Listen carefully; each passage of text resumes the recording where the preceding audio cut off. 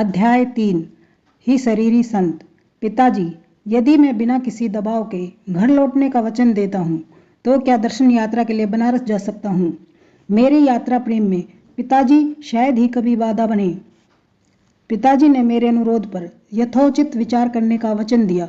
दूसरे दिन उन्होंने बरेली से बनारस जाने आने का एक पास, 1 रुपये के कुछ नोट और 2 पत्र देते हुए कहा, बनारस के मित्र केदारनाथ बाबू को यह कार्य के विषय में प्रस्ताव भेजना है। उनके पते का कागज मैंने कहीं खो दिया है, परंतु हम दोनों के मित्र स्वामी प्रणवानंद की सहायता से तुम यह पत्र उन तक पहुंचा सकोगे। स्वामी जी मेरे गुरु भाई हैं, उन्होंने उन्नत आध्यात्मिक अवस्था प्राप्त कर ली है। उनके संग से तुम्हें भी लाभ होगा। यह दूसरा पत्र उन्हें तुम्हारा परिचय देगा। पिताजी की आंखें चमक उठी। याद रखो, अब कभी घर से नहीं भागना। बनारस पहुंचते ही मैं स्वामी जी के निवास स्थान की ओर चल पड़ा। दूसरी मंजिल पर एक कमरे में पहुंचा। एक चौकी पर स्थूलकाय एक व्यक्ति केवल अधोवस्त्र धारण किए हुए पद्मासन में बैठे थे। होठों पर शांत मुस्कान खेल रही थी। बाबा आनंद, इन शब्दों के साथ मेरा हार्दिक स्वागत किया। मैंने घुटने टेक कर चरण स्पर्श किया। क्या आप ही स्वामी परमानंद जी हैं? तुम ही भगवती के बेटे हो।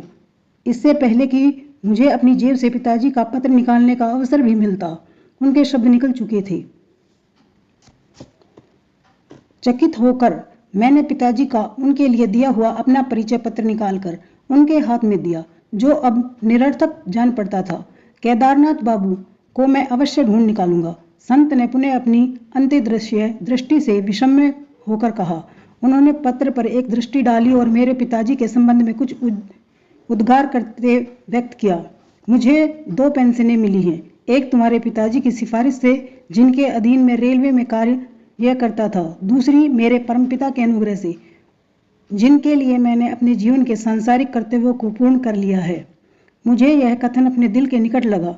परमपिता से आपको कैसी पेंशन मिलती है स्वामी जी? वे क्या धन आपकी गोद में डाल देते हैं? स्वामी जी हंस पड़ी। पेंशन से मेरा अभिप्राय है अगाध शांति, अनेक वर्षों के गहन ध्यान का पुरस्कार। मुझे अब धन की इच्छा नहीं। मेरी आवश्यकताओं की पूर्ति में ऐसे ही हो जाती है। दूसरी पेंशन का तात्पर्य बाद में समझ जाओगे। छोटे महाशय, चिंता मत करो। जिनसे तुम मिलना चाहते हो वे आधे घंटे में यहाँ पहुँच जाएंगे। योगीवर मेरे मन को पढ़ रहे थे। उन्होंने पुनः मौन धारण कर लिया। मुझे पता चला कि 30 मिनट बीत चुके हैं। तब स्वामी जी स्वयं ही उठ गए। लगता है केदार बाबू दरवाजे के निकट पहुंच गए हैं। उन्होंने कहा। मैंने सीढ़ियों से किसी के ऊपर आने की आहट सुनी। विषमय में मैं डूब गया। मेरे विचार दौड़ने लगे। बिना किसी संदेशवाहक के पिताजी के मित्र को यहाँ बुलाना कैसे संभव हो सकता है? मैं कमरे से बाहर आ गया और सीढ़ियां उतरने लगा।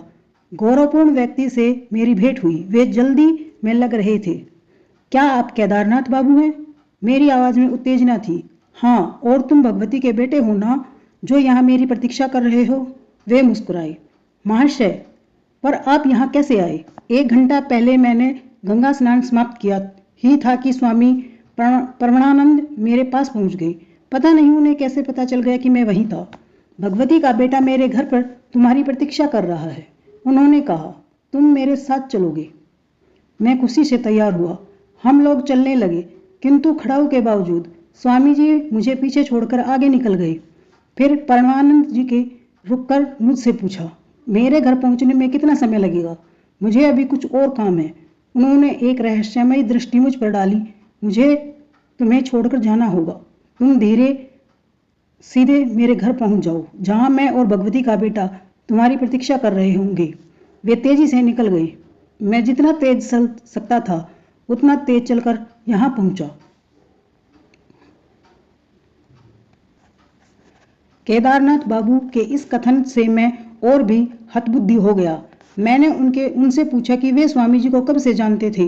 पिछले वर्ष तो हमारी कुछ मुलाकातें हुई थी, पर हाल में कभी भेंट नहीं हुई। आज पुनः स्नान घाट पर उनसे मिलकर मुझे बहुत खुशी हुई।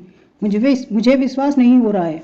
क्या आप उनसे मन दृष्टि से मिले थे या वास्तव में देखा था? उनका हाथ स्पर्श किया था और उनकी पदचाल सुनी थी। गुस्से से उनका चेहरा तमतमा गया। मैं झूठ नहीं बोल रहा हूँ। क्या तुम नहीं समझ पा रहे कि स्वामी जी के द्वारा ही मैं तुम्हें पता चल पाया कि तुम मेरी प्रतीक्षा कर रहे हो? पर मैं 1 घंटा पहले यहाँ आया और तब से स्वामी जी परमानंद जी एक क्षण के लिए भी ओझल नहीं हुए। मैंने सारी कहानी सुना दी। स्वामी जी वार्तालाप दोबारा दोहराया। उनकी आंखें फैल गई। मैंने कभी भी इस प्रकार का चमत्कार देख पाने की आशा नहीं की थी। अभी तक मैं समझता था स्वामी जी केवल एक साधारण मनुष्य हैं। अब देखता हूं कि वे एक और शरीर भी धारण कर सकते हैं, उनके द्वारा काम भी कर सकते हैं। हमसे साथ साथ कमरे में प्रवेश किया। केदारनाथ बाबू ने चौकी के नीचे पड़ी खड़ाऊ ओक की ओर इशारा किया। ये वही खड़ाऊ हैं जो स्वामी जी ने घाट पर पहनी थी। उन्होंने फुसफुसाकर कहा। उन्होंने केवल एक अधोवस्त्र पहन रखा था, जैसे उन्होंने अभी पहन रखा है। केदारनाथ बाबू ने जब स्वामी जी के चरणों में प्रणाम किया तो वे बोले, तुम इतने स्तंभित क्यों हो? दर्शन जगत की सूक्ष्म एकता सच्चे योगियों से छिपी नहीं रहती। मैं कोलकाता में रहने वाले शिष्यों के सामने क्षण भर में प्रकट होकर वार्तालाप कर सकता हूँ। शायद मेरे बाल हृदय में आध्यात्मिक उत्साह जगाने के उद्देश्य से ही स्वामी जी अपने दूर श्रवण और दूरदर्शन के योग बल के बारे में मुझे बताने के लिए राजी हुए। परंतु मेरी ईश्वर खोज एक विशिष्ट गुरु श्री युक्तेश्वर गिरी जी के मार्गदर्शन में ही होनी थी, जिनसे मैं अभी मिला भी नहीं था। अतः परमानंद जी को अपना गुरु मानने की कोई प्रवृत्ति मेरे मन में नहीं उठी। स्वामी जी ने अपने गुरु महाराज के विषय में कुछ बातें बताते हुए मेरी अशांति दूर करने की चेष्टा की। जितने योगियों को मैं जानता हूँ उनमें लाहिड़ी महाशय सबसे महान थे। वे नरदेह में साक्षात ईश्वर थे। जब शिष्य की इच्छा मात्र से एक और रक्त मांस का शरीर धारण कर सकता है, तब गुरु के लिए कौन सा चमत्कार असंभव होगा। गुरु की सहायता कितनी अमूल्य होती है वह सुनो। एक दिन सायंकाल में लाहिड़ी महाशय की सेवा में उपस्थित हुआ और मध्यस्थता के लिए उनसे प्रार्थना की। गुरुदेव, मेरी आत्मा तड़प रही है। मैं उस परम प्रेमी के प्रत्यक्ष दर्शन बिना अब और जीवित नहीं रह सकता। तुम्हें अधिक गहराई से ध्यान करना पड़ेगा। मैं आपसे प्रार्थना करता हूँ स्वामी, मैं आपको अपने समक्ष इस भौतिक शरीर में देख रहा हूँ। मुझे आशीर्वाद दीजिए, आपके अनंत स्वरूप मैं आपके दर्शन कर सकूं। लाहिड़ी महाशय ने आशीर्वाद मुद्रा में हाथ उठाते हुए कहा, तुम ध्यान करो, मैंने तुम्हारे लिए ब्रह्म से प्रार्थना की है। अपरिमित आनंद से उल्लासित होकर मैं घर लौट गया। उस रात ध्यान में मुझे अपने जीवन के ज्वलंत चरम लक्ष्य की प्राप्ति हो गई। फिर कभी वह आनंदपूर्ण स्पष्ट माया के पर्दे के पीछे छिपकर मेरी दृष्टि से ओझल नहीं हुआ। परमानंद जी का मुख तेज से चमक दमक रहा था। एक अलौकिक शांति मेरे हृदय में प्रविष्ट हुई। स्वामी जी ने एक और गुप्त बात मुझे बताई। कुछ महीनों बाद मैं फिर लाहिड़ी महाशय के चरणों में उपस्थित हुआ और उनके असीम वरदान के लिए कृतज्ञता प्रकट करने का मैंने प्रयास किया। फिर दूसरी एक और बात छेड़ी। दयानिधान गुरुदेव, मैं अब ऑफिस में काम नहीं कर सकता। कृपया करके मुझे मुक्त कर दीजिए। ब्रह्म मुझे निरंतर मदमस्त बनाए रखता है। अपनी कंपनी को पेंशन के लिए अर्जी दो। अगले दिन मैंने पेंशन के लिए आवेदन दे दिया। डॉक्टर ने समय पूर्व पेंशन के लिए कारण पूछा। काम करते समय मेरी रीढ़ में अत्यधिक तीव्र संवेदना उठती है और मैं कर्तव्य का निर्वाह करने में असमर्थ हो जाता हूँ। डॉक्टर ने पेंशन के लिए मेरे पक्ष में सिफारिश लगा दी। मुझे शीघ्र ही पेंशन मिल गई। मैं जानता हूँ कि डॉक्टर और तुम्हारे पिता सहित सभी संबंधित रेलवे अधिकारियों के माध्यम से लाहिड़ी महाशय की देवी इच्छा ही कार्य कर रही थी और मुझे अखंड इस चिंतन के लिए मुक्त कर दिया गया। जब मैं भक्ति भाव से उनका चरण स्पर्श कर जाने के लिए अनुमति मांग रहा था, तब उन्होंने आशीर्वाद दिया, तुम्हारा जीवन संन्यास और योग मार्ग के लिए है। तुम्हारे पिताजी और तुम्हारे साथ मेरी फिर एक बार भेंट होगी। वर्षों बाद दोनों ही भविष्यवाणियां सत्य हुई। मिलते हैं अगले अध्याय में। धन्यवाद।